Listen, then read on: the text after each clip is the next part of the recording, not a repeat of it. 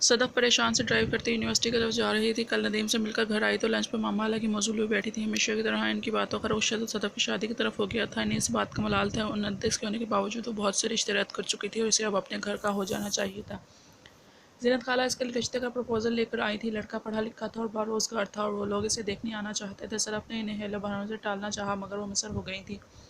इसकी हर शिकायत रद्द करती। शायद एक दो दिनों में वो लोग इसे देखने आ जाते मगर वो तो नदीम के इस शहर में जकड़ी हुई थी, क्यों कर शादी कर पाती।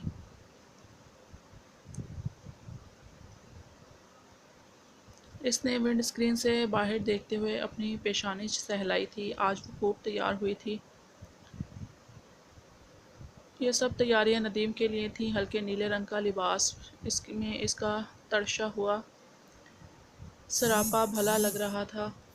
चेहरे पे मध्यम सा मेकअप था और होंठ सुर्ख लिपस्टिक से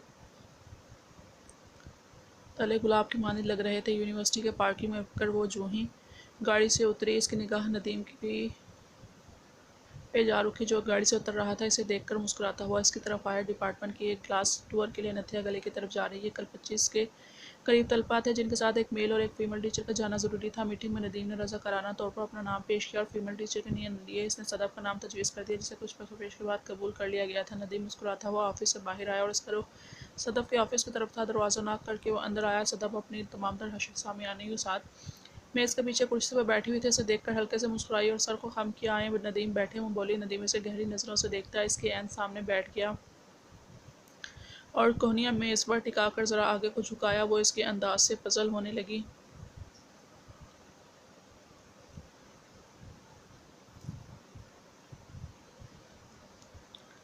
ऐसे क्या देख रहे हैं मुझे, वो इसकी निगाहों की तपिश से पिघलती हुई पूछने लगी। नदीम ने ठंडी आह भरी और इसे अपनी बेताबियाँ कैसे बताता। फिर नथिया गली के टूर की बातें होने लगी। नदीम ने इसे टूर की लिस्ट में इसके नाम के बारे में बताया तो वो ज़रा परेशान हुई। मैं कैसे जा सकती हूँ नदीम, क्यों नहीं जा सकती? जैसे सब जाते हैं, जैसे मैं जा रहा हूँ। वहाँ काफ़ी बड़ा गेस्ट हाउस है, कोई परेशानी नहीं होगी। और वैसे भी 2 दिन की तो बात है। और इसे कायल करने लगा। ठीक है, मामा से बात करूँगी। वो नीम रजामंद सी हो गई थी। अच्छा एडवेंचर था। वैसे भी इसे सैर व तफरीह में काफ़ी दिलचस्पी थी।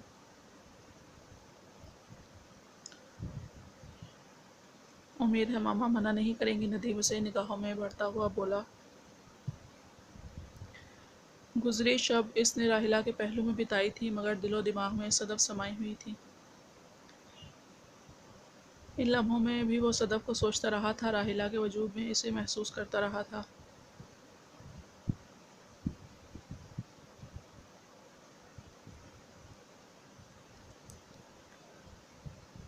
कब जाना है? सदफ पूछ बैठी।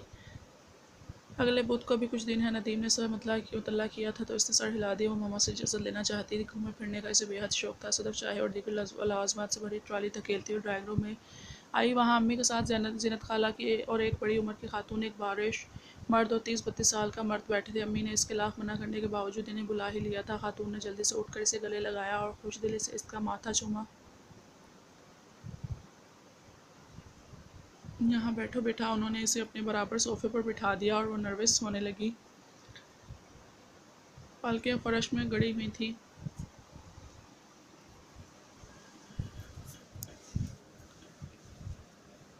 वो इससे मुख्तलिफ़ चीज़ों के बारे में पूछती रहीं जिसका जवाब सदफ हल्की आवाज़ में देती रही।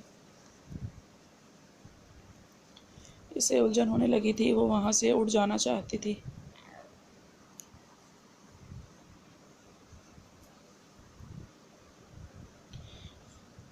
इसकी नज़रें सामने पड़ी। वो इसे गहरी पुरशौक नज़रों से देख रहा था। सदफ ने नज़रें झुला ली। दिखने में उतना बुरा नहीं था। पैंट और टी शर्ट का लिबास इस पर जच रहा था। वो नज़रें झुकाकर अपने हाथों को देखने लगी और नाखूनों को खुरचने लगी। फिर उठ कर अंदर आ गई। इनके जाने के बाद मामा इसके कमरे में आई थी। हुसैन के चेहरे से फूटी पड़ रही थी। इन्हें फैद और उसके घर वाले बेहद पसंद आए थे। खाते पीते घर के सुलझे हुए लोग थे। वसी घर था और लड़का अच्छा कमाता था। लोग भी ख़ानदानी थे। सदफ ने इनकी बातों से ज़्यादा दिलचस्पी नहीं ली। अगरचे फ़ायदे से दिखने और अंदाज़तवार में इतना बुरा नहीं लगा था, पर वो परसों की तैयारी कर रही थी जब इसे टूर पर जाना था।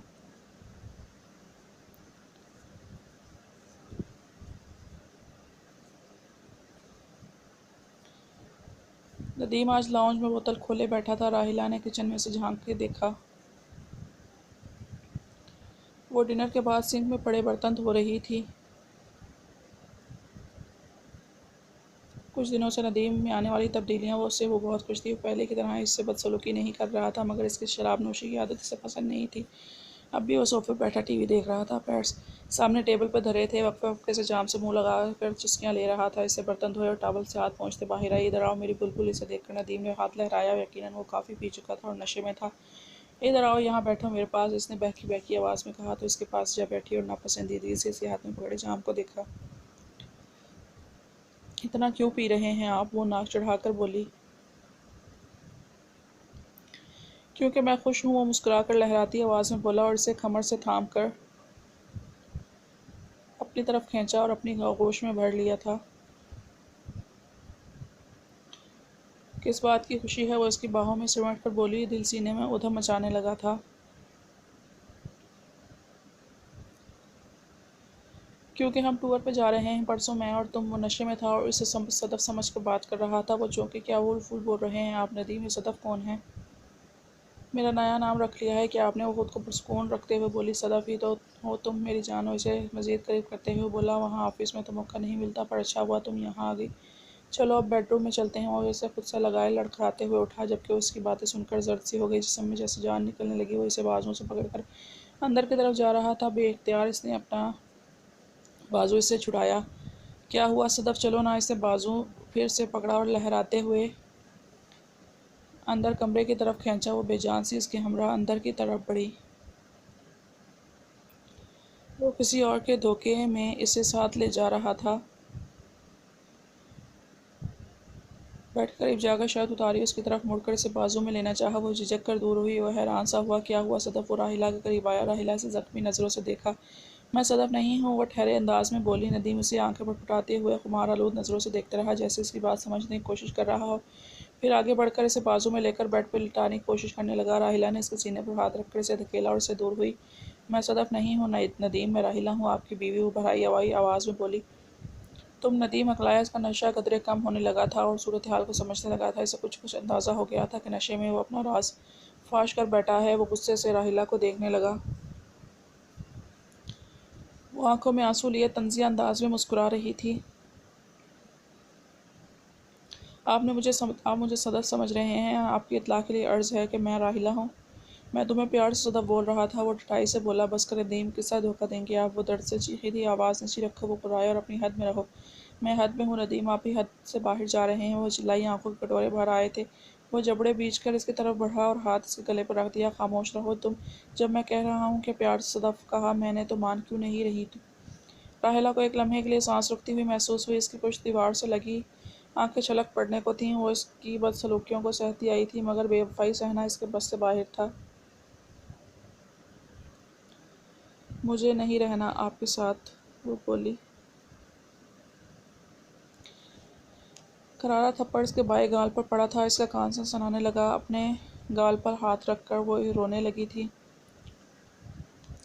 तो मुझे छोड़ने की बात कर रही हो? अभी बताता हूँ तुम्हें। नदीम आपे से बाहर सा हो गया और अपनी पैंट की बेल्ट उतारने लगा। वो सहम से गई और उसके गुस्से से दहल जाती थी। बेल्ट उतारकर हाथ में घुमाते हुए इसकी तरफ बढ़ा।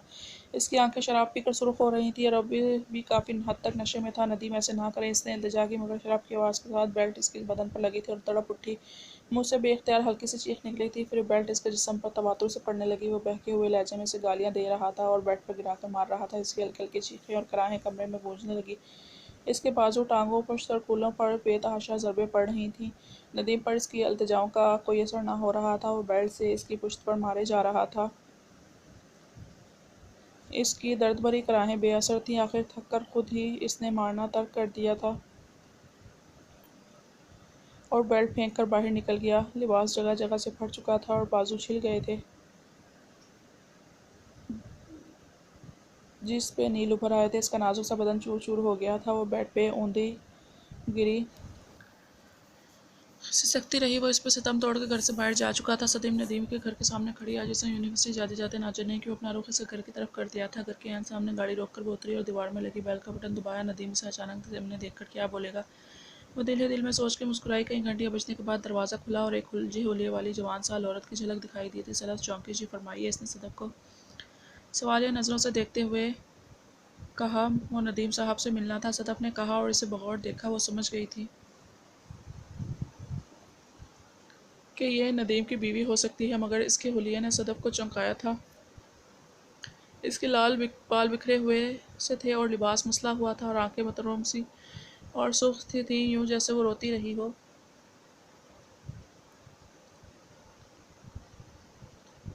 जी वो नहीं है घर पे, रात को कहीं चले गए थे। इसने हाथ से अपने बाजू से हिलाते हुए कहा। सदफ ने इसे बगौर देखा। इसके चेहरे पर तकलीफ के आसार थे, यूं जैसे इसे दर्द हो रहा। सदफ चौंकी, इसके बाजू पर पड़े नील सदफ की नज़रों से छुपे नहीं रह सके थे। आप कौन हैं? सदफ ने झिझकते हुए पूछा। मेरा नाम राहिला है, नदीम की बीवी हूँ, वो बुझे हुए अंदाज में बोली। सदफ के ख्याल की तस्दीक हुई थी। सदफ ने सर इस बात में हिलाया और वापस गाड़ी की तरफ मुड़ी और दरवाज़ा खोलकर उलझी हुई इस गाड़ी में आ बैठी। नदीम ने कहा था राहिला को घर भेज चुका है, मगर वो घर पर थी और वो भी इंतहाई अबतर हुलिये में। सदफ सोचे कि क्या नदीम ने इससे झूठ कहा था? क्या वो कुछ छुपा रहा है? राहिला किस हद तक जिम्मेदार थी इनके झगड़ों की? इसका दिमाग सवालों की आमाजगा बना हुआ था। इसने सर झटका और विंड स्क्रीन के पार देखते हुए गाड़ी स्टार्ट कर दी। नदीम पर इसके एतबार कमज़ोर होने लगा था।